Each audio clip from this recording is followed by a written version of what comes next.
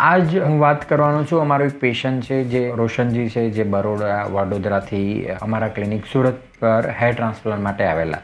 તો આપણે એમનું કેવી કન્ડિશન્સ હતી, એમને શા માટે ટ્રાન્સપ્લાન્ટની જરૂર પડી, એમને ટ્રાન્સપ્લાન્ટ કરવાનું હતું, કઈ રીતે નક્કી કર્યું, ટ્રાન્સપ્લાન્ટ કર્યા પછી શું કન્ડિશન હતી અને ટ્રાન્સપ્લાન્ટ પછી એમનું રિઝલ્ટ ક્યારે અને કેવી રીતે આવ્યું, તો તેના વિશે હું તમને આજે મારા વિડીયોમાં પૂરી ડિટેલ બતાવીશ.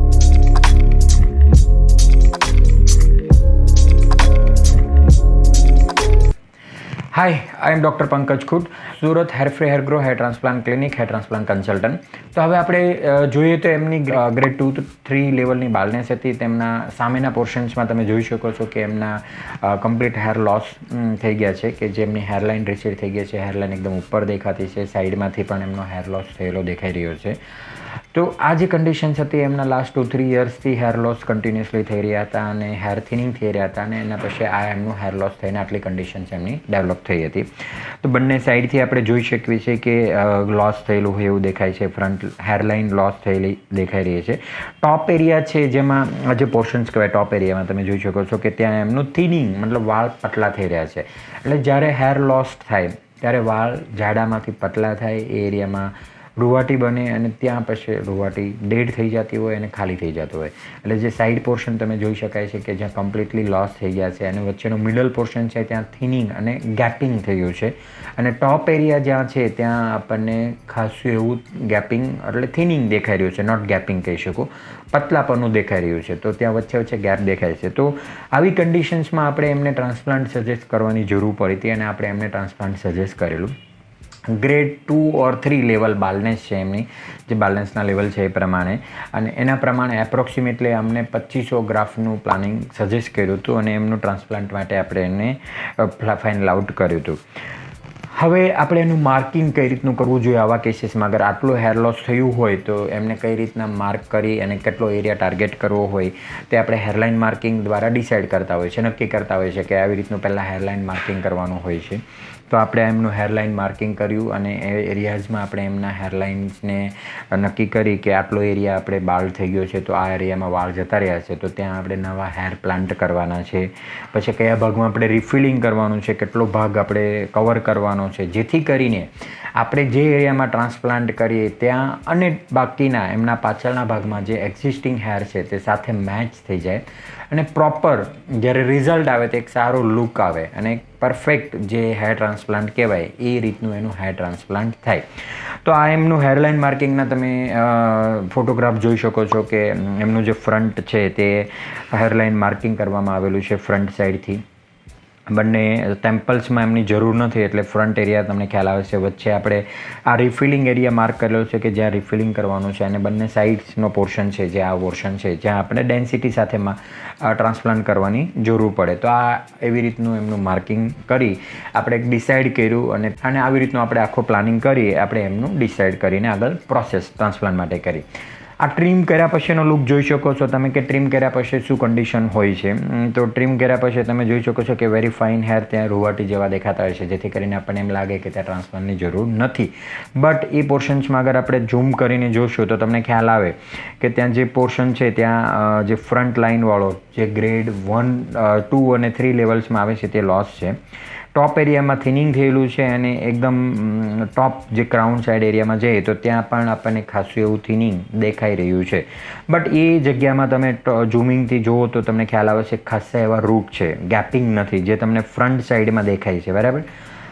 તો એ પોર્શન્સમાં આપણે મેડિસિન્સ PRP કરી અને એમનું ઇમ્પ્રુવમેન્ટ આવી શકશે. જે આ ફ્રન્ટ એરિયા છે, જે હેરલાઇન છે, જે એમની લોસ થઈ ચૂકી છે, ત્યાં રૂટ્સ નથી હોવાના, એટલે ત્યાં ડેડ રૂટ છે, ઇનએક્ટિવ રૂટ છે, એટલે ત્યાં આપણે ટ્રાન્સપ્લાન્ટની જરૂર છે. તો એ પોર્શન્સમાં આપણે ટ્રાન્સપ્લાન્ટ પ્લાન કર્યું છે અને એમનું પ્રોસિજર્સ આપણે ટ્રાન્સપ્લાન્ટ માટે આગળ વધીએ છીએ. ફ્રન્ટ લાઇનથી હેરલાઇન્સનો લુક કેવો છે તે તમને ખ્યાલ આવશે કે આ રીતનું આપણે એનું માર્કિંગ કરીએ જેથી કરીને એમનો હેરલાઇનનો લુક આવી શકે આવી રીતનો perfect. Top looks of side એરિયાથી ટેમ્પલ્સ સાથે એમનું મેચ થાય છે. જે આપણે આ સાઈડના ટેમ્પલ્સ કહીએ કે ભાઈ આપણે હેરલાઇન એવી રીતની હોવી જોઈએ, અગર આપણા ટેમ્પલ્સની લોસ્ટ હોય તો આપણે ત્યાં ટેમ્પલ્સ બનાવવા પડે, અને લોસ્ટ ના હોય તો જરૂર નથી હોતી. તો તમે જોઈ શકો છો કે સાઈડમાં એંગલ્સમાંથી એમના ટેમ્પલ છે એ પરફેક્ટ છે. ઝૂમ સાથે આપણને ખ્યાલ આવે છે કે ત્યાં એકદમ પરફેક્ટ એંગલ એમનો મેચ થાય છે, એટલે ત્યાં હેર ટ્રાન્સપ્લાન્ટની જરૂર નથી, મતલબ એમના ટેમ્પલ્સ પ્રોપર છે. હવે આ ટ્રાન્સપ્લાન્ટ પછીની કન્ડિશન્સ આપણે જોઈએ તો આ તમે ટ્રાન્સપ્લાન્ટ કરી દીધું છે, આપણી ઇમિડિયેટ ટ્રાન્સપ્લાન્ટની કન્ડિશન છે. તમે આ જોઈ શકો છો કે એમનું ટ્રાન્સપ્લાન્ટ ફ્રન્ટ એરિયામાં કમ્પ્લીટલી ડેન્સિટી સાથે કરવામાં આવ્યું છે, એક હેરલાઇન સાથે, એક સારી નેચરલ લુકિંગ હેરલાઇન ઇરેગ્યુલર પેટર્નમાં કમ્પ્લીટલી માઇક્રો ઇરેગ્યુલરિટી રાખવામાં આવશે. માઇક્રો ઇરેગ્યુલરિટી એટલે એકદમ ઝીણવટથી હેરને આગળ પાછળ ગોઠવવામાં આવે છે, જેથી કરીને જ્યારે હેર ટ્રાન્સપ્લાન્ટનું રિઝલ્ટ આવે તો ત્યાં એકદમ સારું અને એકદમ નેચરલ દેખાય. એમનું ટ્રાન્સપ્લાન્ટ ન થયું હોય એ ટાઈપનું લુક આવે, મતલબ નેચરલ, કમ્પ્લીટલી કુદરતી. તો એમનું જે આપણે ટ્રાન્સપ્લાન્ટની કન્ડિશન અત્યારે જોઈએ કે આપણે ગ્રાફ પ્લાન્ટ કર્યા પછી આજે એમના ફ્રન્ટવાળો એરિયા છે કે જ્યાં આપણે એમના મેક્સિમમ ડેન્સિટી સાથે દેખાય છે. વચ્ચેના પોર્શન્સમાં તમે જુઓ તો તમને થોડું વચ્ચે ગેપ દેખાશે, બિકોઝ ઓફ ત્યાં એમના પોતાના હેર અવેલેબલ છે. જે વાળ વચ્ચે ગેપ છે એ રીતનું ફીલ કર્યું છે, લાઈક તમે સમજો કે આ બે વાળ વચ્ચે અહીંયા જગ્યા છે તો અહીંયા આપણે હેર મૂકવાનો છે, બરાબર. તો આ કન્ડિશન્સમાં આપણે જે એક્ઝિસ્ટિંગ એરિયા છે એમાં રિફિલિંગ કરતા હોઈએ છીએ, અને પાછળનો ભાગ એમનો નોર્મલ છે જ્યાં એમને ટ્રાન્સપ્લાન્ટની જરૂર નથી. હેરલાઇન તમે ફ્રન્ટ એરિયાથી જોશો તો તમને એક્ઝેક્ટલી ખ્યાલ આવશે કે એકદમ પરફેક્ટ હેરલાઇન જે નોર્મલી બિફોર ટ્રાન્સપ્લાન્ટ શાયદ એમની હશે એવી આપણે એમને ક્રિએટ કરવાનો પ્રયત્ન કર્યો છે, અને એકદમ એવી રીતનો આપણે પ્રયત્ન કરીને એને કરી દીધું છે. હવે આપણે એમનું રિઝલ્ટ જોઈએ કે આટલી મહેનત કરીએ, આટલું આપણે બધું ડિસ્કસ કર્યું તો એનું રિઝલ્ટ શું આવ્યું. તો આફ્ટર 1 યર પછી તમે એનું રિઝલ્ટ જોઈ શકો છો કે એક હેરલાઇન તમને જોઈ શકાય છે કે એકદમ પરફેક્ટ હેરલાઇન દેખાય છે, જ્યાં તમને શાયદ આઈડિયા નહીં આવતો કે એમનું ટ્રાન્સપ્લાન્ટ થઈ રહ્યું છે.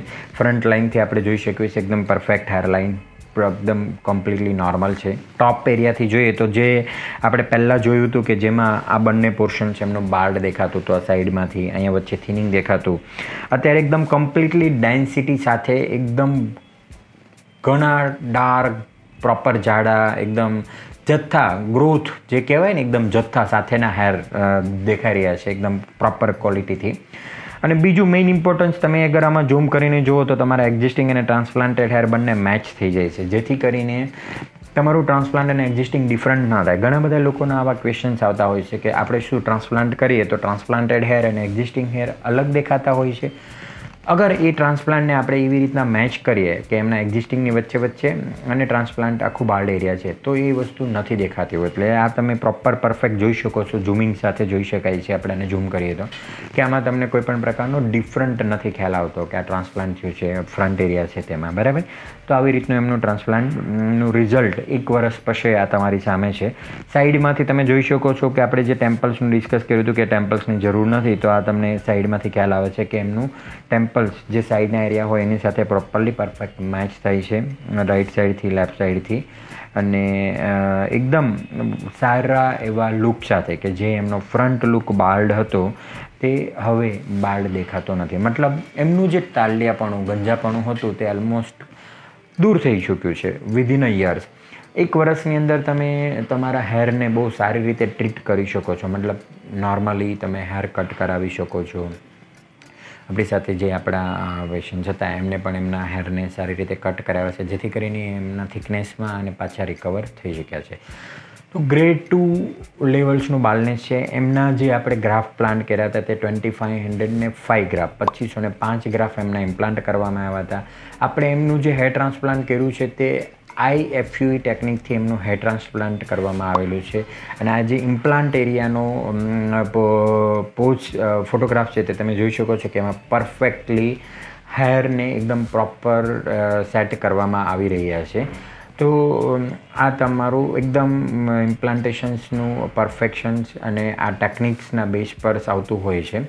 આ એમનું જે રિઝલ્ટ છે એ 1 યર્સ પછી એમની એકદમ પ્રોપર કન્ડિશન સાથે એકદમ સારા પ્રોપર હેર કોમ કરી શકો છો, એક સારી હેરસ્ટાઇલ આપી શકો છો, અને તમે તમારું બાલ્ડનેસને કોન્ફિડન્ટથી દૂર થઈ શકે છે, અને તમે એક સારી લાઈફસ્ટાઈલ અને સારી લાઈફ સાથે તમે જીવી શકો. તો હવે આપણે વાત કરીએ કે આપણે કમ્પેરિઝન્સ કરીએ કે એમનું બિફોર શું હતું અને આફ્ટર ટ્રાન્સપ્લાન્ટના રિઝલ્ટ આવ્યા પછી શું. તો તમે જોઈ શકો છો કે અગર આવી સેમ કન્ડિશન્સ તમારી હોય, ગ્રેડ 2-3 લેવલ બાલનેસ હોય, તમારું સામેનું હેરલાઇન લોસ થઈ ચૂક્યું છે, તમને ત્યાં હેર નથી, તો તમે પણ એમની જેમ હેર ટ્રાન્સપ્લાન્ટ માટે જઈ શકો. કમ્પેરિઝન જોઈ શકો છો કે બિફોર શું કન્ડિશન્સ હતી, આફ્ટર 1 યર પછી શું રિઝલ્ટ આવી ગયું, પરફેક્ટ હેરલાઇન, એક સારો ફેસ લુક ચેન્જ થઈ ગયો. તમે જુઓ તો તમને ખ્યાલ આવે કે એકદમ લુક એમનો પહેલાંનો બિફોર ટ્રાન્સપ્લાન્ટનો લુક કેવો હતો અને આફ્ટર ટ્રાન્સપ્લાન્ટનો લુક કેવો છે. અને એકદમ સારી એક ફેસ પર સ્માઇલિંગ સાથે તમે સારી રીતે હરી ફરી શકો વિથ કોન્ફિડન્સ. બરાબર. જે લોકો કહે છે ને ટાલપણું થઈ જાય તો તમે એક સેડ ફેસ થઈ જાય તમારો, ઓબ્વિયસલી, કેમ કે તમારી ટાલ દેખાશે તો તમારો લુક આખો સેડ થઈ જશે. જ્યારે વાળ આવી જશે એટલે એના પર જે ખુશી આવશે અને જે સ્માઇલ આવશે તે એકદમ અલગ જ હશે. તો અગર તમને પણ આવો પ્રોબ્લેમ છે અને તમને પણ ટાલ પડી ગઈ છે, તમને પણ આવા હેર લોસ થઈ ચૂક્યા છે, તો તમારે ગ્રેડ 2-3 લેવલ બાલનેસ હોય કે એનાથી વધારે બાલનેસ હોય તો એવી કન્ડિશન્સમાં તમારે મેડિસિન્સ કે PRP ટ્રાય કરવાની જરૂર નથી હોતી. એમાં તમારે પૈસા વેસ્ટેજ કરવાની જરૂર નથી હોતી. તમારે ટ્રાન્સપ્લાન્ટમાં જવું જોઈએ, ટ્રાન્સપ્લાન્ટ કરાવી અને તમારે હેરલાઇનને પાછી રિસ્ટોર કરવી જોઈએ અને તમે તમારું એક સારો લુક એન્જોય કરી શકો છો. હોપ આજના પેશન્ટ્સની કેસ સ્ટડીમાં મેં જે તમને બતાવવામાં આવ્યું એના વિશે તમને સારું એવું આઈડિયા આવ્યો હશે અને સારું નોલેજ મળ્યું હશે કે આ ટાઈપના પ્રોબ્લેમ હોય તો એમાં ટ્રાન્સપ્લાન્ટમાં જવું જોઈએ અને ટ્રાન્સપ્લાન્ટથી સારું રિઝલ્ટ આવી શકે છે. Thank you for watching.